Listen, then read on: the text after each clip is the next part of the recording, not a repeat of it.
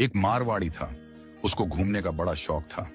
अब वो घूमते घूमते एक ऐसे राज्य में चला गया जहां पर क्या था, हर 5 साल में राजा चुना जाता था, पर चुनाव का तरीका अनोखा था। एक हाथी आता, सूंड में माला लेकर, और सबके बीच घूमता था। जिसके गले में वो माला डाल देता वही राजा बनता था। अब क्या हुआ, हाथी आया माला लेकर, थोड़ी देर इधर उधर देखा और जाकर माला इस मारवाड़ी के गले में डाल दी। मारवाड़ी हैरान, अरे भाई, मैं तो घूमने वाला आदमी हूं, ये कहां फंसा दिया। खैर, उसे राजा बना दिया गया, सिंहासन पर बिठाया गया। राजपुरोहित आया, तिलक करते हुए शर्तें सुनाने लगा। भैया, आपको 5 साल के लिए राजा बनाया जा रहा है, लेकिन 5 साल पूरे होते ही आपको यहां से सैकड़ों किलोमीटर दूर एक उफनती नदी के किनारे छोड़ दिया जाएगा। उस नदी में घड़ियाल हैं, मगरमच्छ हैं, जिनकी वजह से आप नदी पार नहीं कर सकते। अगर किसी तरह पार कर भी गए तो उसके बाद आएगा एक गहरा जंगल जिसमें हिंसक जानवर और खतरनाक राहें हैं।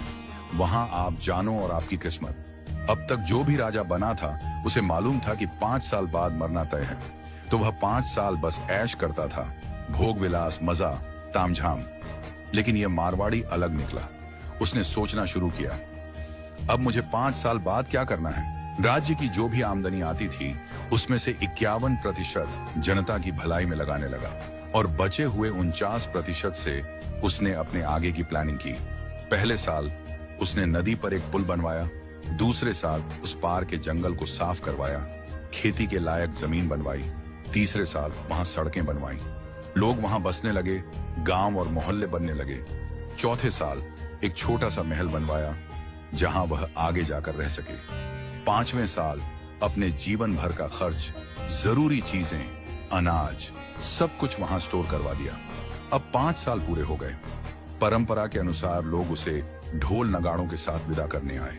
लोगों की आंखों में आंसू थे। कहने लगे, ऐसा राजा हमने पहले कभी नहीं देखा। वो राजा था मारवाड़ी, शांत मुस्कान के साथ सबको प्रणाम किया और उस पुल पर चढ़ गया जो उसने खुद बनवाया था। लोग अवाक रह गए। हजारों राजा आए गए, मारे गए, लेकिन ये पहला राजा था जो भवसागर को पार कर गया। कथा का संदेश, हम सभी इस धरती पर सीमित समय के लिए आए हैं।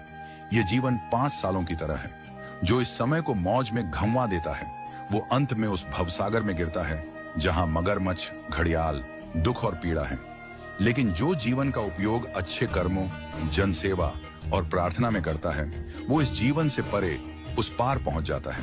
तो आज ही से भवसागर पार करने के लिए अपना पुल बनाना शुरू कीजिए, ताकि जब आपका कार्यकाल समाप्त हो तो आपको भी सीधे ठाकुर जी के पास बैकुंठ में वास मिले और आपके अच्छे कर्मों की वजह से आपको हमेशा के लिए याद रखा जाए।